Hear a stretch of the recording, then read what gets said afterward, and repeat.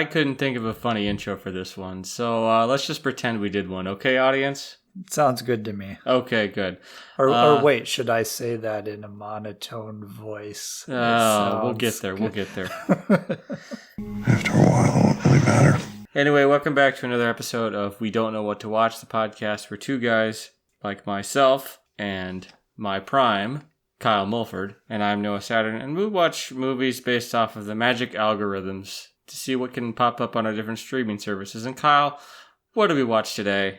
Marjorie Prime, not to be confused with Optimus Prime Or Amazon Prime. Or Amazon. It is streaming on Amazon Prime. I think that's the only reason it's on this service. You said Prime in your title. Will area. Yes, not even Rodimus Prime. What's this movie about? Or do you even know? I don't know. Do you remember? The 21st night of September. Not the 5th of November? No, I prefer the 21st night of September. Okay. Anyway. What is this about? It's about... It's definitely a movie. It is a movie. And, it's a good cast. We got Gina Davis from Beetlejuice, and we have Tim Robbins from Shawshank. He finally got out. He got out and married Gina Davis, and even though she's a ghost from Beetlejuice. And then we also saw John Hamm. Yes, as a Holo-Hamm. He shall forever be known as Holo-Hamm. Yes. In this film, he shall be referred to as the Holo-Hamm. So this is about a grieving woman who lost her husband, played by Lois Smith, right? Is that her name? Yes, Lois Smith. And she's lost her husband. She's older. Her memory's going. So I don't know if it's like beginning of dementia or beginning of Alzheimer's. I would or say something. like mid stages of Alzheimer's, where she's having trouble remembering more recent things. Yeah. But her further back recall is still fine. So I think that's probably more mid stages, if I had to guess. Yeah. So there's this. This is set in like some future. Who knows how far into the future? The near future, the not too distant future, the next Sunday. I don't know. Galaxy far, far away. Who knows? In the past. And they have a new technology now where you have this hologram, and they must scan a picture of your loved one or something. Who knows? They don't really say how they do this. They just dive right into it, that you feed them memories and then they can interact with you, and they'll just sit in your living room and talk to you as a companion. And at the start of this film, we find out that this old woman, Marjorie, has brought back, or her daughter and her son-in-law have brought back Walter to try and help her, and as she copes with her treatment with this disease, with Alzheimer's. And Walter is played by... A young Walter is played by Holo-Hamm. Holo-Hamm. Because she brought him back in the image of what she wanted to remember, I guess, when he was younger and better looking. I don't know. So she's sitting there talking in the living room to him about about where the dishes are, and has a bite of peanut butter, and because she's not eating. Can we talk about Holo-Hamm's performance? I know it's supposed to be, it's a stylistic choice, but I don't know. All the acting seemed a tad stilted or bizarre. And I thought maybe it was because he's playing a hologram and like he's playing basically a robot. Mm-hmm. That I thought that's why he was kind of monotone in his voice and kind of very just like stiff and monotone. But then later in the movie, you get other holograms, and they start taking on the personality as they learn more about themselves, like about their original counterpart. So it didn't really make sense to me either that he was that way. I mean, when you get to, well, spoiler, but we spoil everything. When you get to Marjorie's hologram, she starts out a little stiff, but then she asks questions about what she was like when she was alive. Mm-hmm. And she starts to get a little more facial features, a little more animated. She's still a little stiff in that. And you can tell she kind of took the choice also to be a little more, I don't know, like wooden there, and it was a choice. But I'm not sure what exactly they were going for with that. I guess. It's kind of bugged me the whole time. Yeah, it was very monotonous, and this movie is very slow moving to begin with. Mm-hmm. You know, we usually go through beat by beat from the movie. I think maybe we should go a run through of the movie real quick, and then maybe talk about talking points of this. Yeah. So what happens is you've got Marjorie, who is talking to Holo-Hamm, and then... So that's her plot, is and she's living with her memories. And she's living with her daughter and her husband, her daughter and her son-in-law. Her daughter is Gina Davis, and her son-in-law is Tim Robbins, and they're talking about how are they going to take care of mom, that sort of thing, sort of stages of senior care when you're dealing with Alzheimer's and that sort of thing. And then I think and then there's also later there's a few time jumps in the movie which can seem a bit jarring. Yeah, I think it might be done on purpose. I did watch this twice. And the first time, it was very jarring because, like, the first time when we do cut to the next hologram, which is all of a sudden Gina Davis is talking to Marjorie, and Marjorie's the dead one, and Gina Davis is talking to a hologram of her mother now. Mm-hmm. You don't realize that like happened right away because you're like, why is she being all stiff? Oh, and she's a hologram. What just happened here? It doesn't explain anything. It's just she passed away. Like, okay, that's all you need to know. Okay, never mind. Because I don't think that's the point they were going for. I think they're trying to say something else. It's just I'm not sure exactly what that is. So then you get Gina Davis is all sad and talking to her hologram mother. And Tim Robbins is like, boy, my wife is sad. Maybe if she talked to her hologram mother, it could help her feel better. Yeah. Help her get some closure. And then you advance like another couple of years, and all of a sudden, Tim Robbins is talking to a hologram of Gina Davis because she commits suicide in where was it? The Galapagos? No, Madagascar. Yeah, Madagascar. So... I assume she saw like Madagascar like 2 or 3 or something. She's like, I can't take it. I don't know. The best movie from that franchise was The Penguins of Madagascar. Yeah, I like the Penguins. Their spinoff is great. It's a lot funnier than this movie. Oh, yeah. I'm not sure this is going for funny, though. So then we advance to him talking to Gina Davis hologram. And then eventually we go to... their daughter, Gina Davis and Tim Robbins have a daughter, and then she has a granddaughter that she adopts, and then we go to the granddaughter older and taking care of an old Tim Robbins, old man Robbins, and then down in the living room you have the 3 holograms talking to each other. Yeah, becoming more human, I guess. Yeah, and that's so. I was like, is this like the rise of the machines? It's the robot takeover. It's the Terminator future. Hologram takeover. Watch out for the Holo-Hamms. Holo-Hamms. The Holo-Hamm revolution. Could you be a Holo-Hamm? Could your neighbor be a Holo-Hamm? I just wanted like all of them. Am I a Holo-Hamm? I just wanted all of them to have that H on their forehead from Red Dwarf. I've never seen Red Dwarf. I'm sorry, but that one's lost on me, bud. Okay, anybody out there that's seen Red Dwarf, you know what I'm talking about. And go watch Red Dwarf. It's hilarious.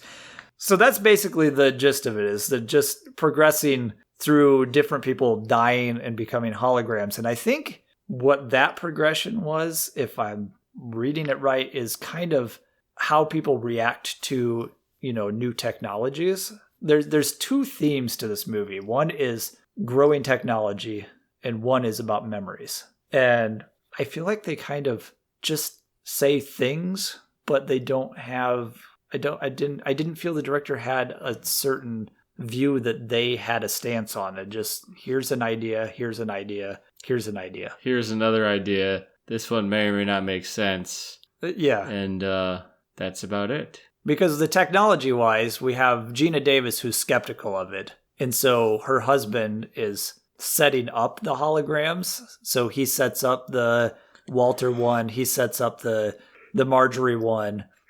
And it's funny because some of the music in this, did you notice, is like a little like dramatic, almost like some thriller-ish aspect is going to happen at some point. I noticed, and then there was just kind of like Might have been something with my TV. It probably seems to, but it seems like I come to points where I would like, okay, I'd turn it up for this scene, and then I'd turn it back down for this other scene, and I ended up just putting it on subtitles because certain scenes, especially there were certain like sound bridges with like in between transitions of scenes and eras where just like the ocean sounds would get really loud because it's like a beachfront property. Yeah. I don't know. This movie tends to be pretty vague on much of anything, and that's kind of one of the things that bug me the most is just feel like, if you're a movie, be visual instead of just people talking to each other in a living room or bedroom or on the beach. Well, and the problem is that you have with a lot of movies that do this is based on a stage play. So you can really tell that this belongs on a stage. And actually, Lois Smith played the same character on stage and in the movie. It's based on a stage play by Jordan Harrison, if anybody knows who that is. This thing filmed in 13 days. Yeah, it doesn't necessarily need that. It's mostly one location. Mm-hmm, almost entirely one location. You don't even need that many costumes. Yeah, just a couple of outfits. And Tim Robbins' character got me because I felt like there was some underlying thing to his character. I thought he was going to get angry at someone at some point because he seemed like moody and distant. Everybody seemed kind of moody and distant in this movie. Yeah, but then they just seemed like a generalized ennui, to use the French terms. Like, oh man, I'm kind of sad about this. Yeah, and that's about it. They don't dive into anything. There's no exploration of this stuff. There's a couple of scenes where they talk about memories, where they end up getting out of the rain and going into this clubhouse, and they start talking about William someone or other's theories on memory. William Shatner's theories on memory? Yes, William. You see, your memory is not just something you dip into. This whole thing about your memory not being something you just go to the well and grab that memory and think about it. It's every time you remember something, you're remembering the memory of that, which was an interesting theory. And memory would be an interesting thing to study, I think. It is a fascinating subject because, for everything we know, there's still a lot of stuff we don't know. Yeah. And so if everything is a photocopy of a photocopy of a photocopy, so every time you remember something, it's a little fuzzier. I guess that makes sense because as you get older, you kind of forget a lot of stuff from your childhood. Like it just naturally, like even if you don't have Alzheimer's, you don't have dementia, you just forget a lot of stuff because they just kind of fade away over time. But then by the same token, I think this film could have talked about traumatic memories, which, do not go away because, post-traumatic stress disorder exists and those memories do not go away. And that's part of the issue. Yeah, and then there's just any big moment in general that's like full of stress or trauma or whatever, that just gets etched in your mind, and like you do not forget that moment. There are certain things in your life that you just do not forget. But they didn't really go any further with that conversation. They did have an interesting conversation when Marjorie was talking to Holo-Hamm. I just like saying Holo-Hamm. It is fun to say. Holo-Hamm, Holo-Hamm, Holo-Hamm, Holo-Hamm, Holo-Hamm. And there were the way the primes work is someone feeds them memories, and as they're fed memories, they always remember that because they're a computer program. So now they just know that about themselves, so that memory is stuck in there. So Tim Robbins would feed some memories that he's gotten from his wife and from his mother-in-law over time and feed that into Holo-Hamm. And then Holo-Hamm would also get from Marjorie herself, from her talking and remembering things. And so then if she starts forgetting something, he'll recall that memory for her, which I think this would be a great device for, I think this would be an interesting device to have. Yeah. That kind of builds off of memories and says, okay, now that you've told me that, I will now remember that. And I'll remember that's part of who this person was. So, I mean, that was interesting. But the thing is there's a couple of memories they talk about where, like their engagement, they say, oh, tell me the story about that. And he says, oh, we went to this movie we went to the movie theater and we saw my best friend's wedding, and afterwards we walked out and I gave you your ring. And then she says, well, can we make it Casablanca? Yeah, make it more romantic sort of thing. Yeah. So it's like she's feeding memories that are false because she wants her memories to be more joyful or like more than what they were. And that's an interesting subject that they didn't dive into either. Yeah, that kind of, works into nostalgia, the whole idea of, rose-colored glasses. We're like, oh my gosh, I love this movie as a kid. It was like the best movie ever. I haven't seen it in 20 years. I'm going to watch it again. And like, oh no, this movie is terrible. What was I thinking? It's awful. Don't revisit childhood movies. Or in some cases, this movie is a lot better than I remember. Yeah.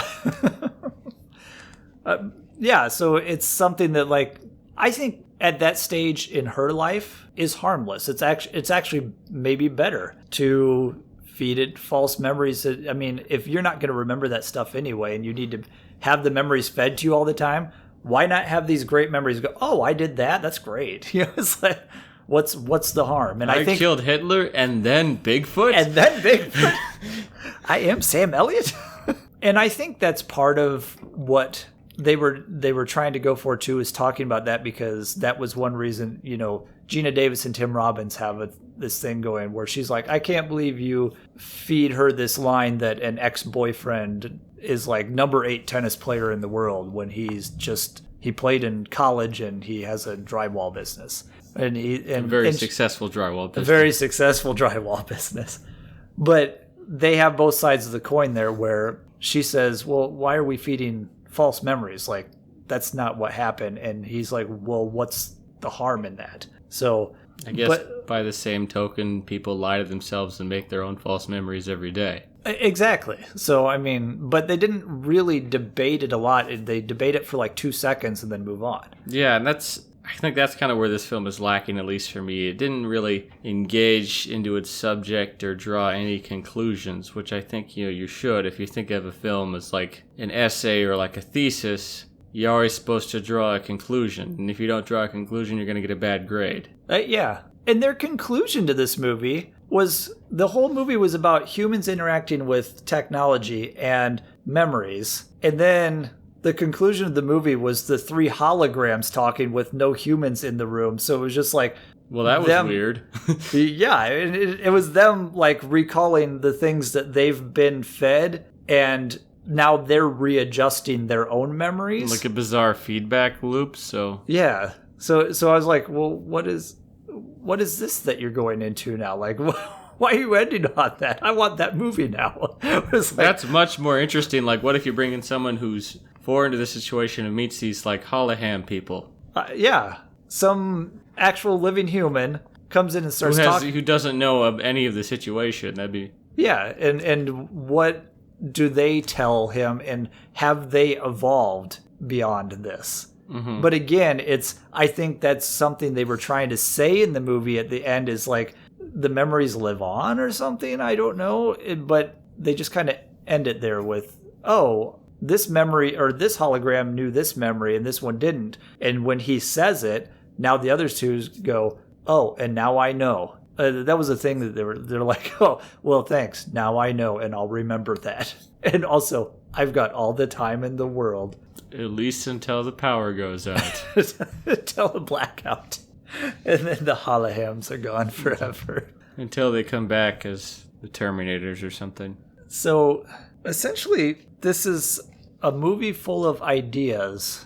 And that's about it. And not in a fun way.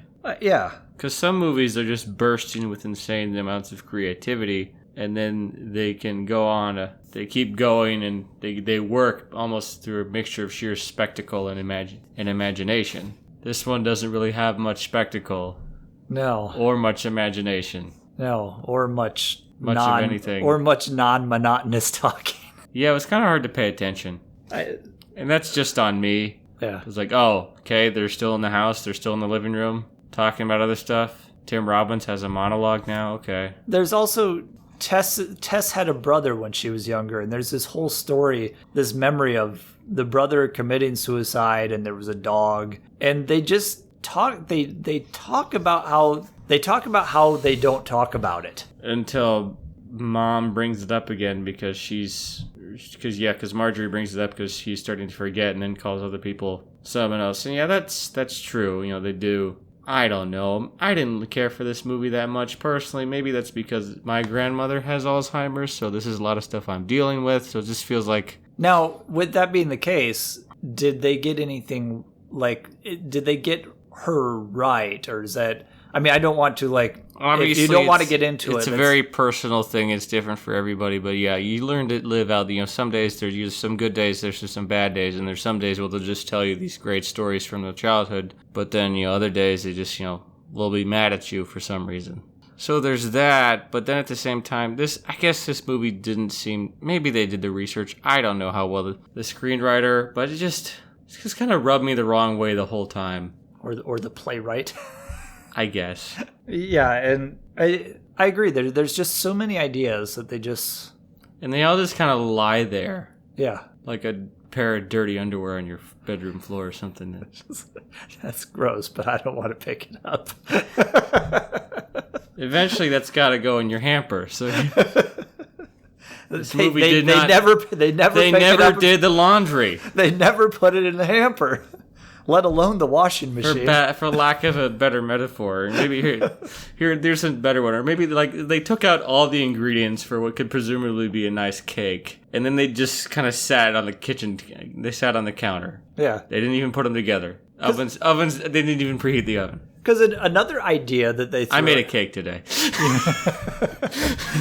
You knew I was coming, so you baked a cake. Another idea that they throw in here is that. How people interact with technology and the advancement of technology, where Gina Davis was skeptical. And then, so Tim Robbins sets up these things, and he's like the one going, oh, you know, let's use this technology. It'll help you. Because he's an outsider going, this will help you. You're the one grieving. This will help you. And Marjorie takes to it, but then Gina Davis has trouble taking to her hologram at first, but then she actually like turns around. Whereas then when Tim Robbins has to use the technology, he's like, oh, this is just hollow and I'm just talking to myself. You know, so then there was a little bit there where it's like, oh, as an outsider, you can say this works and you can say this is going to help you. But until you've actually used it yourself, you realize, oh, this is just... So what you're saying is instead of getting these Holo-Hamms, you could just use a therapist? Possibly, maybe. That's what I got from it. Well, because I was also going... It's like, Gina Davis in this film needed a therapist bad. Instead of a stupid robot. She did need a therapist. Tim Robbins people need therapists. Go to therapy if you can afford it. And these people probably could. They had a nice beachfront house. Yes, they probably could. Yeah, they all kind of did. Except Marjorie. She was just like, yeah, this is cool. I'm all right. It's because she was already losing her mind. She didn't care anymore. So, yeah, I just... Even the stuff that they kind of tried to dive into, it just felt like they dove and belly flopped. Yeah, they stuck to the shallows. The shallows. In the shallows. In the shallows. I'm trying to look and see if they did not get very far from the shallows now. No. I do not apologize for that. So I think that was about... Yeah, because obviously Gina Davis needed a therapist because her Holo-Marge? Her Holo-Marge didn't work because she ended up committing suicide after a year. Yeah. So, I mean, and it was like, well, are you just like throwing this on them when you could be talking to them also? Because it's like, well, talk to your spouse, Tim. Talk to your spouse. Tim Robbins is like, don't make the robot do it. Oh, my wife is grieving over her mother. I'll make a hologram of her mother, and I won't talk to her. Yeah. Go to a therapy. Go to couples therapy. I don't know. Go to Holo-Hamm therapy. But just see another human being for once. Marjorie seemed okay, so maybe every one of them should have been a Holo-Hamm. Not a Holo-Marge, not a Holo-Gina. Just everyone needs their own personal John Hamm robot? Yes, I think so. You okay with that? That will make the world a better place.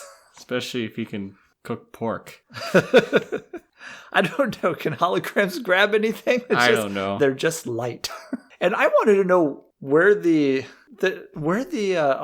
projector was for these holograms. I don't know either. Did you notice that they had to do the fancy like future phones where it was just a piece of like a glass pane that had numbers on it? That's nice. I'm trying to find something in here.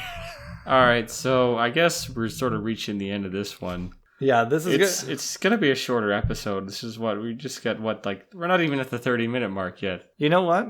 There's some movies that just there's not much to talk about, which I think is unfortunate because I kind of thought this movie had once again had good ideas but poor execution. So there's a good movie in here somewhere. We just didn't get it. Yeah, I think if they would have streamlined and like threw out some of the ideas and expanded on others, it like found a focal point and stuck with it. Mm-hmm. That would have made this a little bit better. Even 2 focal points, but they just went all over the place. And I'm not sure what they were trying to say by the end of the movie.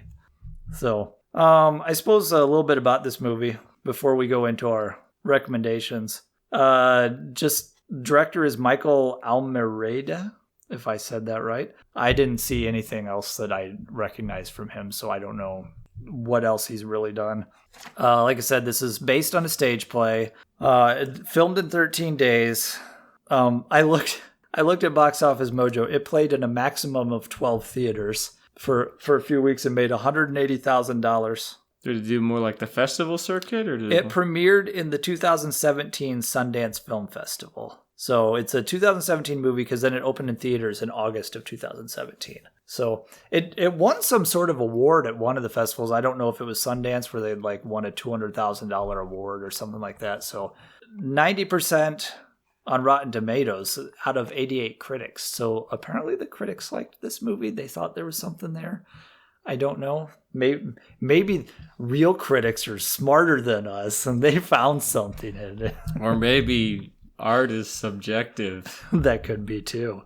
Because out of 1,437 users, there was a 62% for user ratings. Mm-hmm. So, like with anything else, if you enjoy it, that's great. Yeah. If you want to tell us what you enjoyed about it and if you like this movie more than us, that's fine. I would actually like to hear someone who watches talk about this. it on Twitter. Yeah, I think that'd be interesting. You'll share in the comments or something. Tweet us, comment, let us know if you liked this movie or not. Yeah. But our take is we didn't really care for it. I didn't think it was a bad movie. It just was a movie. It was one of those where it's just like, yes, this, like you said before. Yep, it's a movie. It's a movie. It's a thing I saw. It's a thing I will probably forget about it the second we stop recording.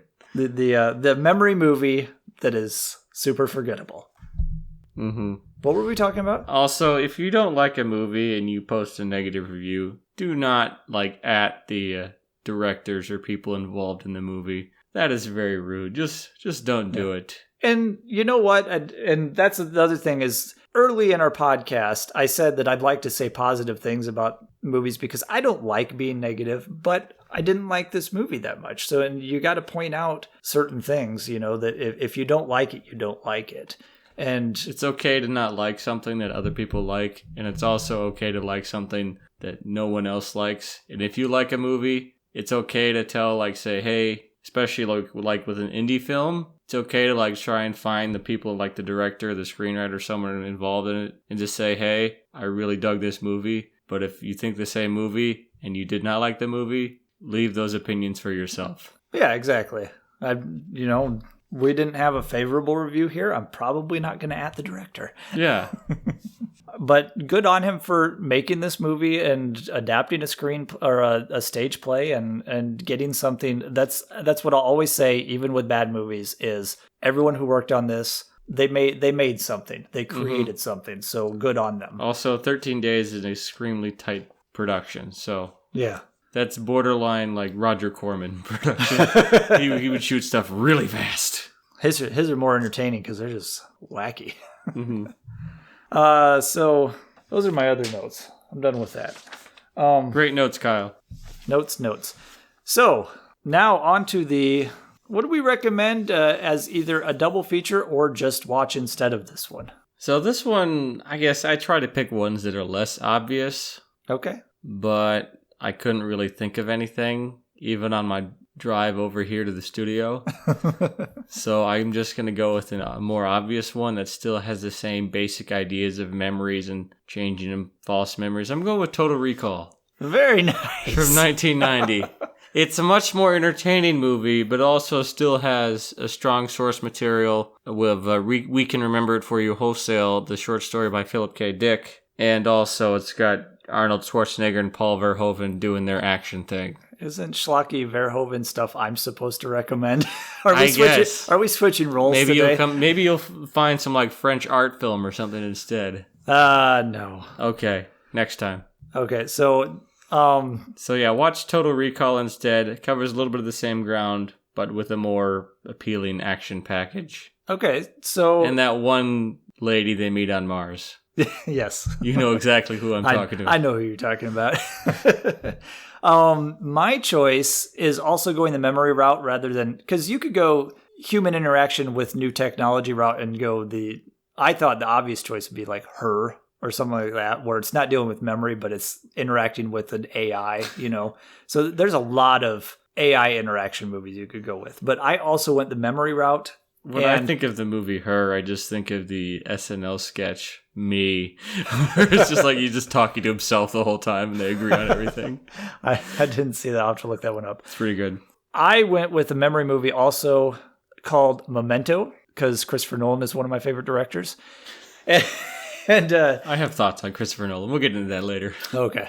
I enjoy Christopher Nolan movies. There are some that don't work quite as well, but I really dig Memento, and I feel there is a certain similar theme, even though this is more of a thriller kind of mystery type movie, because in Marjorie Prime, you have Marjorie who's slowly losing her memories, and she's talking to a hologram and she's feeding it the memories, but she's intentionally feeding false memories because she wants those memories back and I want more pleasant memories. Whereas in Memento, you've got a guy who can't make short-term memories. So it's kind of similar, like you said, with this stage where she can't make those new memories, where he's the same way in this movie. He can't make short-term memories. So he's kind of like Dory. And just keep swimming, you find the killer, just keep swimming. He's looking for who killed his wife. And since he can't make new memories, he's learned to condition himself so that he knows how to go through each day. And have you seen this movie? Yeah, I've seen Memento several times. Okay. And he's conditioning himself, but he conditions himself in such a way that eventually and this is a little spoilery. If you don't want this spoiled, I would highly recommend skipping a minute or two, because this is worth a watch. He goes and eventually you find he's manipulating his own memories so that he has a purpose in life in finding the killer of his wife. So, he finds out and he takes a guy out and then he realizes something and then manipulates the memories so that, because he's not going to remember it anyway. So he manipulates his own memories in order to keep on doing this loop because it gives him a purpose. So it's again, someone who's losing their memories and manipulating memories for their own gain. So, but I highly recommend Memento. So that is my recommendation for the week. Yeah, my only thing about Christopher Nolan is I think he's a better technician as opposed to an artist, because he's good at sort of like structure and editing and all these other unique story ideas, but he's not so great at the whole people talking to each other part. I can see that, yeah. And I think that's what I like about, like, I don't like that, the dialogue aspects and stuff like that or whatever. Can seem kind of stilted. He's more interested in like sort of the process of crafting a story and sort of setting up these elaborate sort of Rube Goldberg machines of plot and theme. But then when people actually talk to each other, it can seem kind of off-putting. And I think especially that comes off in like some of his more recent work. I know, like, if you go back and watch something like even The Dark Knight, dialogue seems kind of iffy. Yeah. Except for Heath Ledger, and he kind of carries the film. Yeah, that's one of those. It's people call that movie a masterpiece, but okay, this is coming from a huge Batman fan. The Dark Knight's not a masterpiece. People call it a masterpiece because Heath Ledger was a masterpiece in that movie. He did a masterful performance, definitely, for sure. One of the best performances of all time, but that doesn't make the movie a masterpiece. It is still a great movie. I love that movie. Mm-hmm. It's not the masterpiece that people think it is. They're just remembering how great Heath Ledger was in it. And I think that's true. Maybe some people legitimately do think it's, but there are a couple of parts where it drags a little bit. There is a couple parts that drag, and then there's a couple parts where the plot didn't follow through real well. There's just a couple where that didn't make sense, but it's just a couple of parts. So there's a couple of things in that movie that don't work. Kind of like the final battle with the Joker, one with like the two ships, the two barges, they're thinking about blowing each other up. That's a great scene, and I think that's kind of where the movie should have ended, with the Joker being defeated. And then it kind of keeps going with the whole Two-Face subplot. Yeah. And personally, I think Two-Face should have deserved his own movie, I feel like. Yeah. I think that could have been two different movies there. Definitely could have been two different movies. It seemed kind of like, I'm not going to say tacked on, but it seemed almost like a little too much fat there. You could have cut that off. Too just disjointed going between the two. Mm-hmm. I mean, I get what they were trying to do, but that's a topic for another day. I feel like, personally, at least for me, the Batman Begins was a much tighter film in that trilogy. Actually, that's my favorite movie of the trilogy. I think Scarecrow. it's a better. Scarecrow is awesome in that movie. I think it's overall a better movie than Dark Knight. I think Dark Knight has the better performance with Heath Ledger, but Batman Begins is the better movie. Also, when I think of The Dark Knight, I just think of the color blue. It's everywhere. It is. It really is. Blue filter. You get a blue filter. And you get a blue filter. And you get a... But anyway, I recommend Memento. And I recommend Total Recall from 1990, not the remake, which doesn't really have much to do with Total Recall. Yeah. I don't know if I ended up seeing it. I saw it in theaters. It's like, oh, this movie's pretty good. And it wasn't until a few years later where I saw like the Arnold Schwarzenegger version. Like, oh, now I remember why people don't like it. So you saw the new one first? I saw the new one first just because I haven't seen it in theaters. Okay. Yeah, see, I saw the Schwarzenegger one when it came out, so because I'm old. Yes, you are. Old man Kyle. Okay, so those are our recommendations for this week.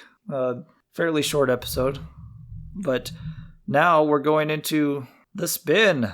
Do we want a genre or do we want to just... I'm thinking more action-y. I want something that'll keep me awake. Action and adventure? Action and / or adventure. Okay, we got 90% or better, action adventure, and then we're going to spin the wheel. Spin the wheel. Spin the wheel.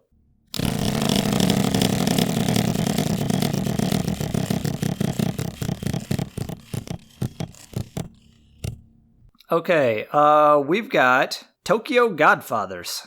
I have not seen this film, but I have heard of it. It's by Satoshi Kon, who's a director I really like. He's an anime director I really like. Okay, so this is a holiday Christmas film.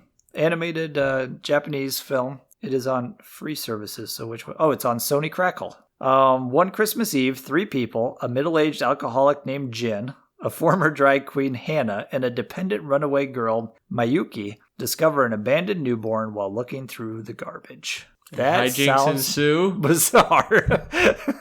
So that is on Sony Crackle, like I said. You can find, if you want to watch Marjorie Prime, it is on Amazon Prime. Memento happens to be on Netflix. I don't know if Total Recall is I don't know if it's streaming anywhere, but... And you can find us on the interwebs. Where can they find you? At Noah_Saturn? I don't even remember my At Twitter. Noah_Saturn. I can't even remember my own Twitter handle. Early onset Alzheimer's, I guess. And I am at AwesomeKM. And we also have an Instagram at We Don't Know What to Watch. We also have, if you want to email us any questions, we will read them on the air, as they say, at we don't know what to watch at gmail.com. So until then... until next time. Don't drive like my brother. What were we talking about? I don't remember.